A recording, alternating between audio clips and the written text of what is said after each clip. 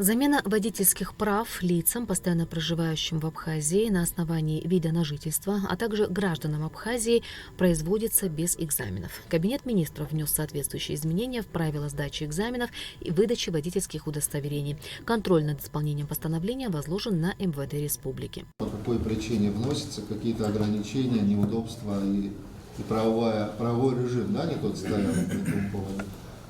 У лиц, которые должны были получать водительские удостоверения при отсутствии документов, удостоверяющих личность, ну и многие. Для того, чтобы не усугублять жизнь, как говорится, в этом смысле проект постановления был разработан соответствующим министерством. Еще в 2024 году был принят закон о валютном регулировании и валютном контроле. Чтобы закон полноценно работал на практике, Кабмин утвердил правила и порядок правового регулирования отношений, связанные с осуществлением валютных операций в Абхазии. Это порядок обращения валютных ценностей в Республике Абхазия, порядок формирования и ведения информационной базы по валютным операциям и международным финансовым активам и обязательствам Республики Абхазия, правила представления органами и агентами валютного контроля в уполномоченные органы валютного контроля, необходимых для осуществления их функций, документов и информации. И очень рассчитываем на то, что все органы валютного контроля будут следовать требованиям закона и подзаконным актам для того, чтобы у нас не происходило недоразумение. Поэтому в этой связи я тоже считаю, что это очень важное направление, это совершенно новое направление в нашей деятельности по осуществлению валютного контроля и регулирования. Здесь и кредитные организации, уполномоченные банки, мы проходили долгое согласование, ну и наконец-то вышли на сбалансированный проект. Вся спецтехника, находящаяся в распоряжении Минсельхоза Республики, должна быть зарегистрирована. До настоящего времени Минсельхозом выдавались удостоверения старого, еще СССРовского образца. Кабмин принял постановление о создании на базе министерства службы технадзора, которая будет заниматься как регистрацией техники, так и следить за ее состоянием. Содействие в организации работы окажет и Министерство внутренних дел. На базе Министерства сельского хозяйства, видимо, отдел, чтобы этот отдел технадзор работал полноценно. Это не только регистрация, это когда идет проверка, идет его техническим состоянием, потому что сегодня, особенно в Абхазии, ввозится немалое количество именно той спецтехники, которая регулируется именно министерством. Поэтому хотя бы для начала мы вводим эту статью. Решением Кабмина списаны многолетние насаждения в селе Псырцха и в цитрусовом совхозе Абхазия Гагарского района. На 80% этих насаждений уже на этой территории нет. Они все 82-85 года насаждения, биологически устаревшие. Единственное, здесь мы обязаны и должны за этим прослеживать, что второй пункт этого постановления: высвобождаемый земельный участок использовать для сельскохозяйственных целей. Но не всегда нам, к сожалению, приходится или возможность есть такая, придерживаться этого пункта, потому как уже на основе своих прав местные органы самоуправления уже представляют другие документы, создают также документы, и идет изменение категорий. Земли, которые высвобождаются, в основном из-за изреженности, да, Цыбович, и цитрусовые, и биологические. И вовлекать эти земли обратно в сельхозоборот. Вот. Я попрошу усилить в этом смысле со стороны Кабинета министров вам в поддержку, разумеется, вместе осуществлять контроль, чтобы на этих землях, как правило, мы не наблюдали того, чего не записано в решении правительства. На заседании Кабмина также зашла речь о потенциале фермерского хозяйства по производству чая в селе Ктол. Как сообщил Бестан Джопо, по поручению президента предпринимателям была оказана помощь с реализацией продукции. На данный момент производители заключили контракты со многими ведомствами республики и реализовали чай на сумму более 2 миллионов рублей. Премьер-министр Владимир Дылба назвал поддержку местных производителей важным направлением и поручил Минфину держать на особом контроле финансирование контрактов. Хорошо, что мы показали пример.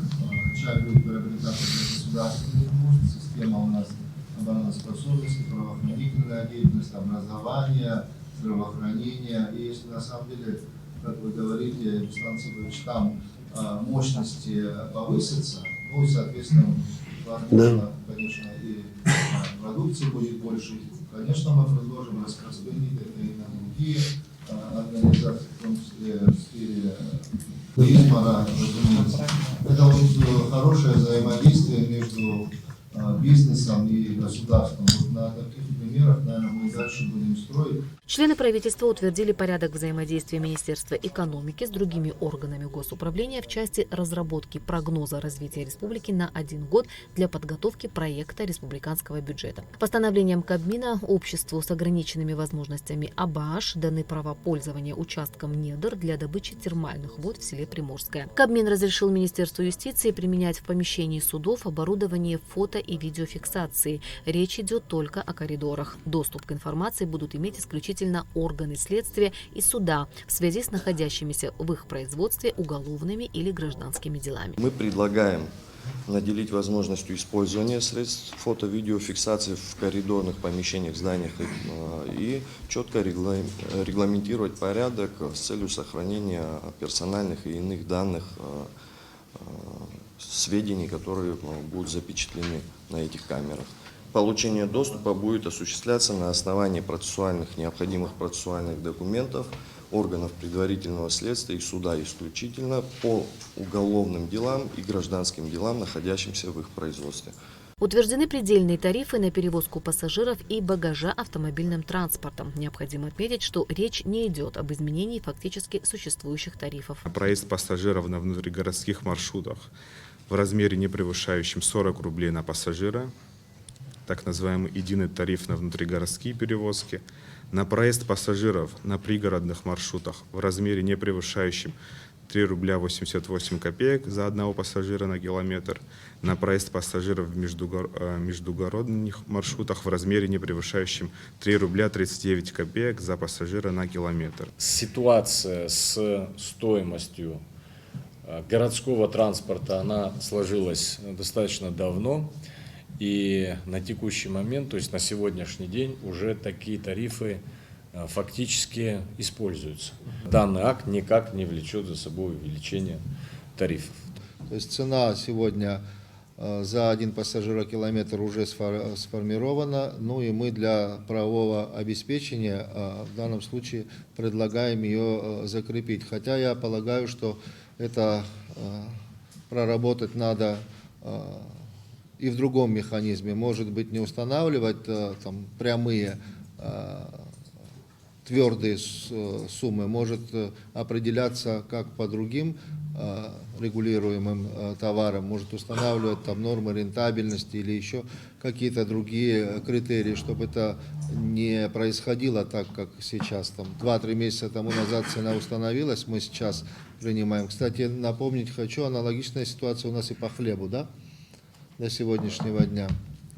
Вот я прошу в этом смысле и министра экономики, и министра энергетики и транспорта это проработать. Кабмин принял постановление о возмещении налога на добавленную стоимость при реализации товаров и услуг иностранным дипломатическим представительством. Правила возмещения налога, а также перечень иностранных государств должны утвердить МИД Республики и Министерство по налогам и сборам до 30 июня. Кабмин утвердил отчет Госкомитета по управлению имуществом и приватизации за 2024 год. По итогам приватизации в прошлом году в бюджет республики поступило 98,5 миллионов рублей. Было приватизировано 8 объектов госсобственности. Решением Кабмина бывшая волейбольная площадка и тренировочный корт в Гагре, а также бывшее здание поликлиники в Гулрыбском районе переданы в ведение местных администраций. Премьер-министр Владимир Дылба поинтересовался, как решается вопрос ремонта компьютерного томографа в Гудаутской ЦРБ. Поручение президента выполнено, контракт подписан на сумму 11 миллионов рублей. Вы знаете, что действительно КТ в Гудаутской ЦРБ периодически выходила из строя из-за колоссальнейшей нагрузки, которую аппарат получал во время ковидной нашей всей истории. Да, был период, когда он не работал, ремонтировался, но все имеет, как говорится, свой ресурс. На данный момент мы подписали контракт на установку новой абсолютно трубки с гарантией год, и я думаю, все будет реализовано в те сроки, которые указаны в контракте. Мы просим еще поставщика, наоборот, быстрее все это ускорить, чтобы мы уже запустили этот компьютерный томограф на благо населения района и гостей, которые могут поступать в курортный сезон, потому что район большой, и это крайне необходимо для правильной постановки диагноза.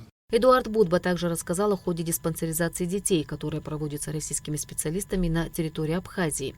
На сегодняшний день осмотрено 26,5 тысяч ребятишек. Идет по графику и строительство помещения под ангиограф республиканской больницы.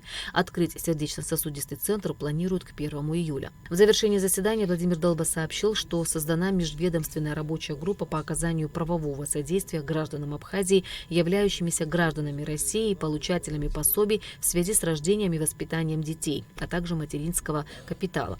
Очень рассчитываю, что мы будем получать обратную связь от наших граждан, потому что это очень важно, чтобы они не оставались без информации. В обязанности рабочей группы входит оказание содействия гражданам, сбор и анализ информации о нарушениях законодательства. Ирина Аршба, Алексей Агухава, Абхазское телевидение.